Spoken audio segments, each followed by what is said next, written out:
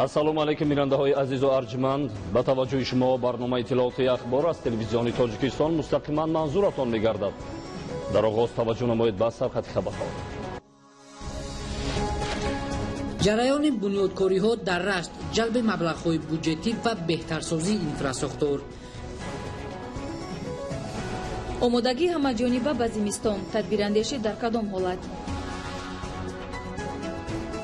сӯхтори бешазор дар Португалия сабаби марги 45 нафар гардид. вазъи ҳаво тағйир меёбад, андешаи мутахассис.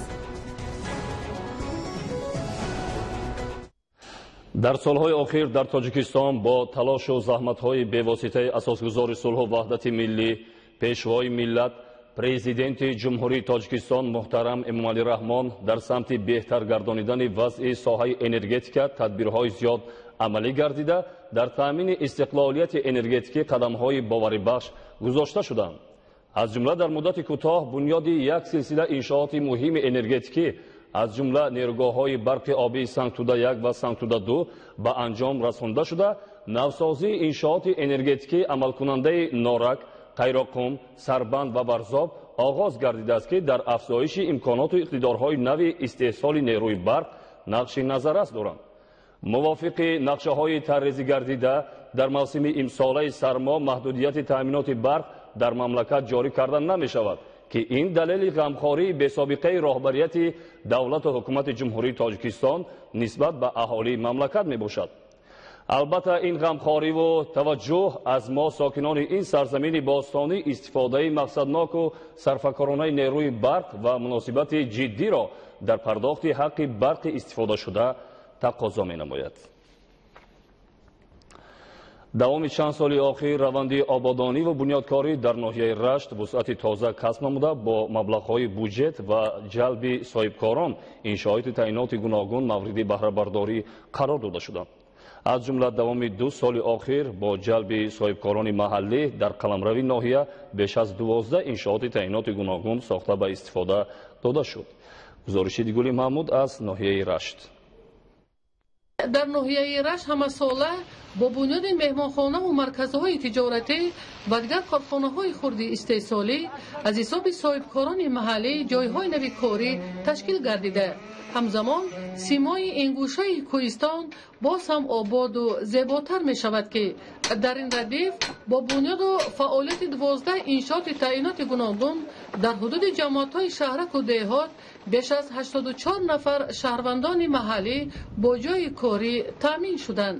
соли ҷорӣ соҳибкорони маҳаллӣ бародарон шоифҳо аз ҳидоятҳои созандаву бунёдкоронаи пешвои муаззами кишварамон рӯҳу илҳоми тоза гирифта азм намуданд то дар ин майдони қариб 4 гектараи шафати шоҳроҳи мошингарди байналмилалии Душанбе, Рашт, Лаш бинои меҳмонхонаву маркази тиҷоратӣ ва дигар иншооти ҳаётан муҳим вобаста ба талаботи бозори иқтисодӣ ва шароити маҳал сохта ба истифода диҳанд. айни ҳол корҳои сохтмону василгарӣ дар 2 иншоот аз рӯи нақша ҷараён дошта 22 нафар коргарон дар сохтмон кор карда, аллакай бо анҷоми таҳкурсӣ корҳои сохтмонӣ дар ошонаи якуми бинои меҳмонхона идома дорад. дар шафати бинои меҳмонхона бошад таҳкурсии бинои дуюм дар арафаи анҷомёбӣ қарор дорад. дар навбати аввал соҳибкорон аз даромадҳои худӣ 4 адад техникаҳои пуриқтидори гуногунтамғаи замонавӣ дастрас намуданд то баҳри пешрафти корҳои сохтмонӣ ягон мушкилӣ эҷод нашавад. ба гуфти соҳибкори маҳаллӣ корҳои сохтмонӣ марҳила ба марҳила анҷом хоҳад ёфт, зеро бунёди иншооти пешбинишуда бояд бо сифати баланд сохта шавад то дар оянда меҳмонхонаву марказҳои тиҷоратӣ ва дигар корхонаҳои истеҳсоли бунёдшаванда ба нафъи халқу ватани азизамон хизмат расонанд. Идигули Маҳмуд, Додарҷони Мирзозода, барои барномаи ахбор аз ноҳияи Рашт.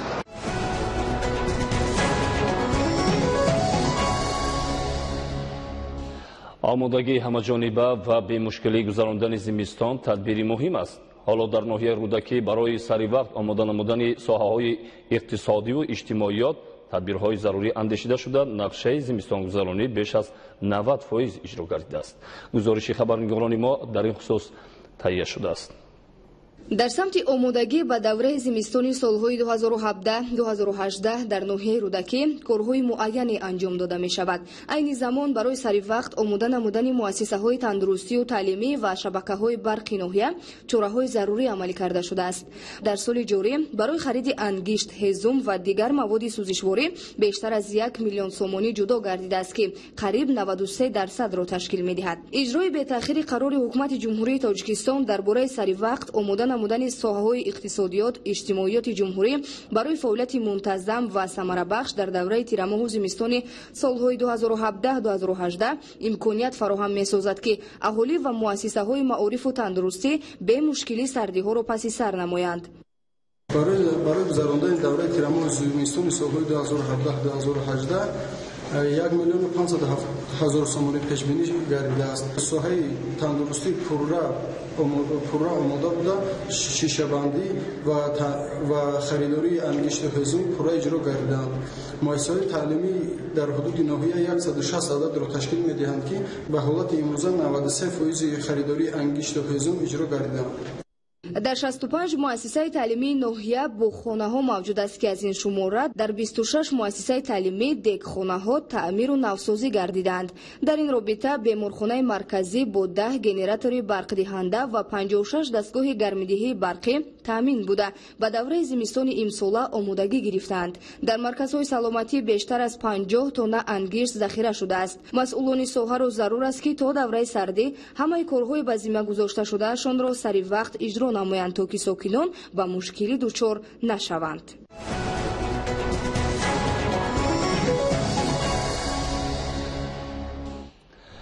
дастгирии пайвастаи ҳукумати ҷумҳурии Тоҷикистон ба соҳибкорон имкон фароҳам овард, ки дар пешрафти соҳаҳои гуногуни хоҷагии халқ саҳм гузоранд. ҷамъияти дорои масъулияти маҳдуди кооператор, ки дар назди ҷамъияти матлуботи шаҳри Кӯлоби вилояти Хатлон фаъолият мекунад, аз зумраи чунин ташкилот мебошад. гузориши Ҳикматулло Ҳусейнзода аз шаҳри Кӯлоб.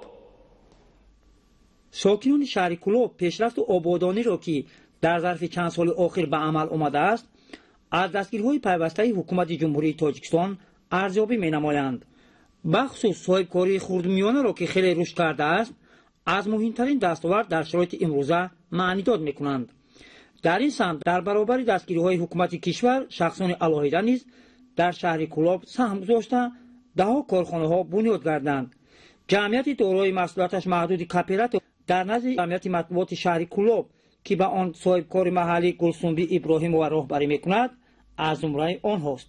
ямагӣ дар корхонаи мо зиёда аз 20 нафар ба ҷои занон ба ҷои кор таъмин шуданд. имрӯз соҳибкорони кишвар ҳукумати ҷумҳурии Тоҷикистонро ҳомӣ ва роҳнамои tashabbusҳои созандаву ободонӣ дар заминаи рушди деҳот дониста худро сарфароз медонанд. корхонаи мо ба маҳсулотҳои класстерагӣ омода шудааст, аз бодрингу помидору нӯшобонича ва ғайраҳо.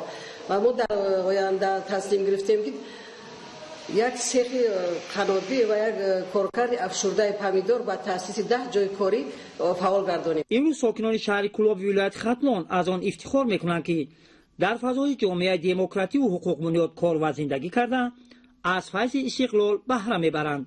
ҳикматулло ҳусейнзода аз шаҳри Кӯлоб барои барномаи ахбор.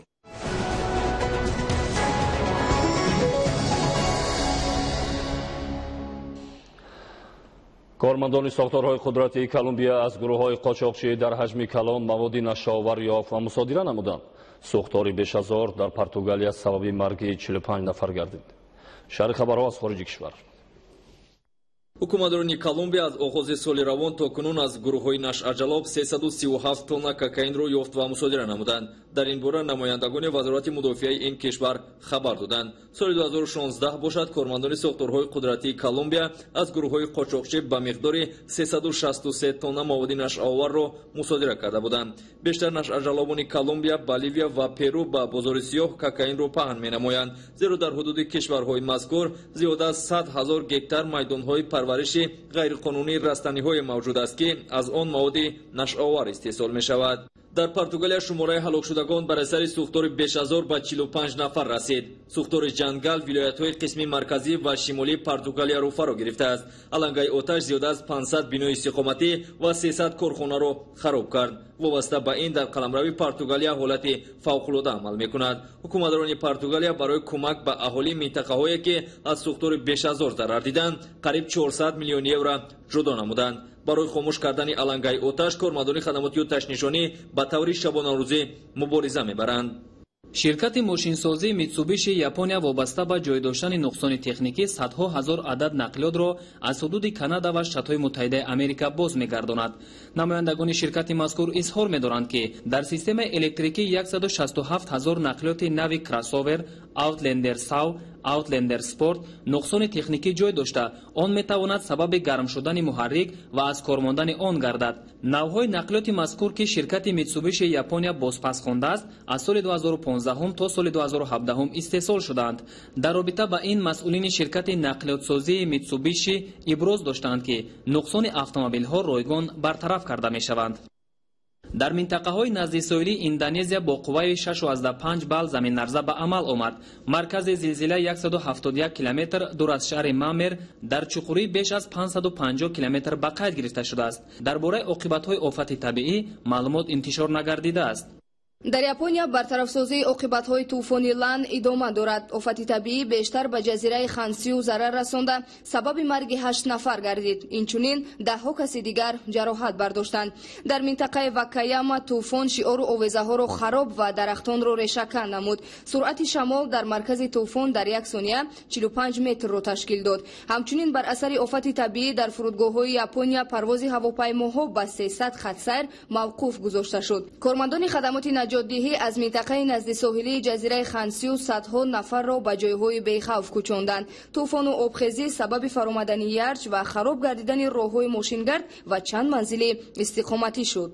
дар минтақаи Воадди Сузеи Италия сӯхтори беш аз 1000 ба амал омад. дар ин робита кормандони хадамоти дахлдор сокинонро ба ҷойҳои бехавф кӯчонданд. ба паҳншавии алангаи оташ гармии ҳаво ва вазиши шамол мусоидат мекунад. сӯхтор садҳо гектар майдони ҷангалро хароб кард. барои хомӯш кардани сӯхтори беш аз 1000 кормандони хадамоти оташнишонӣ бо техникаҳои махсус фаъолият доранд. барномаи ахборро идома медиҳем. сокинони ноҳияи Деваштичи вилояти Суғд бо истифода аз техникаҳои муосир ва иқдомҳои дастаҷамона барои тавсияи корҳои ободонии маҳал талош менамоянд. гузориши навбатӣ дар ин хусус. деҳаи дайлони поён аз маркази ноҳияи Деваштич дар масофаи зиёда аз 40 километр дуртар ҷойгир буда сокинонаш ба кишоварзӣ ва соҳибкорӣ шуғл меварзанд. мардуми деҳа ободкору созанда ҳастанд. аз сабаби фоидаи иқтисодӣ баробари баланд гардондани сатҳи зиндагӣ ҳамзамон ба ободу зебо гардондани деҳа машғул мешаванд. сокинони деҳа бо роҳи ҳашар ба кушодани роҳҳо ва шағалпӯш намудани он камар баста бо истифода аз техникаҳои муосир роҳи нав кушоданд. ба ин мардум ба 700 оилаи деҳа соли 2013 бо қитъаи замини назди ҳавлигӣ таъмин карда шуд. сохтмонҳо идома дорад. бо ташаббуси худи аҳолӣ бо роҳбарии шӯрои маҳаллаи деҳа имрӯз 40 соли мо ҳамин сол тахминан 1 моҳ пеш 1 километру 300 метр роҳ кушодем бо гредер ва кумпӯш кардем. имрӯз бошад бо худи дастгирии аҳолӣ ҳамин минтақае ки ҳамин дисодем бо роҳи ҳашар мана техника омадагӣ мардум омадагӣ кор карсоданд. сокинони деҳаи дайлони поёни ноҳияи Деваштич имрӯз бо азму ғайрати тоза ба бунёди роҳи нақлиётгар камар баста азм доранд ки барои бо оби тозаи нӯшокӣ таъмин намудан бо роҳи ҳашар як адад чойи нави амудӣ кофта мавриди баҳрабардорӣ қарор диҳанд.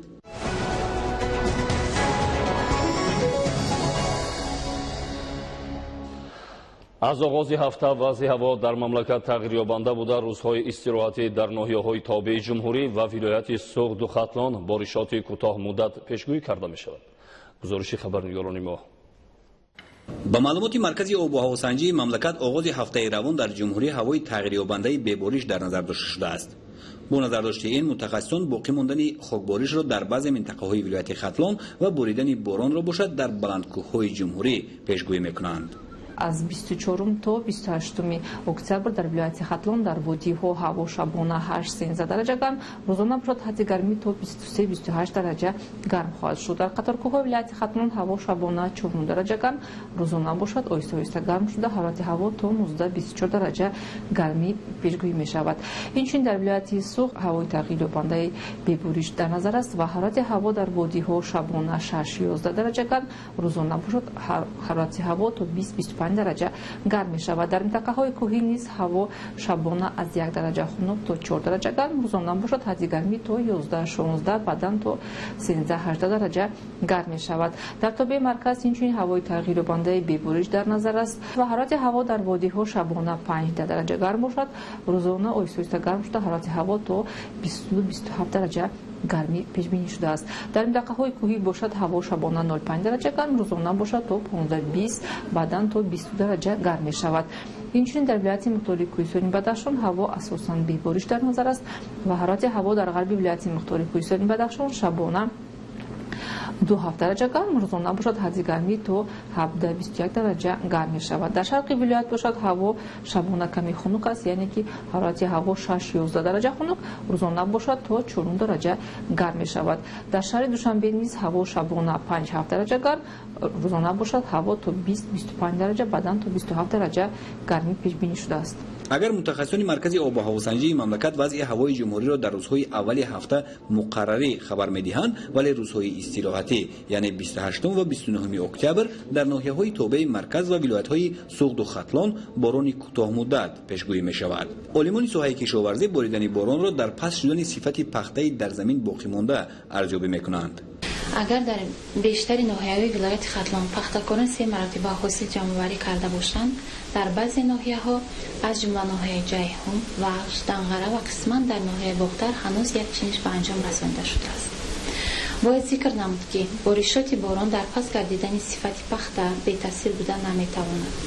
дар ин доира вазорати кишоварзӣ ба ҳама ноҳияҳои мамлакат оид ба тезонидани ҷамъоварии ҳосил барқияҳо ирсол намудааст ва мутахассисони соҳа тавсия медиҳад, ки деҳқонон бо истифода аз обу ҳавои мусоид ҳар чӣ зудтар ҳосили худро ҷамъоварӣ кунанд. манфиати боронро бошад мутахассисони вазорати кишоварзии ҷумҳурии Тоҷикистон дар гузарондани кишти тирамоҳӣ, шудгор ва зироати алакай киштшуда чунин маънӣ дод карданд.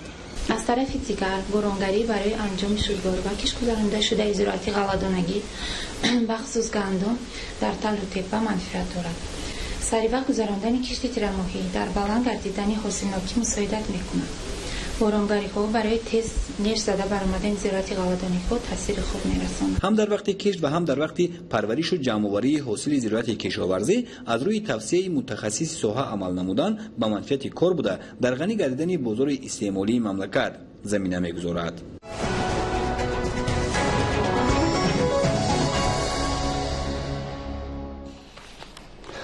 бинандаҳои азизу арҷманд, дар ҳамин ҷо барномаи иттилоотии ахбор хотима меёбад. ба шумо беҳтарин хушҳои зиндагиро таманно дорем. бо телевизиони Тоҷикистон мемонед.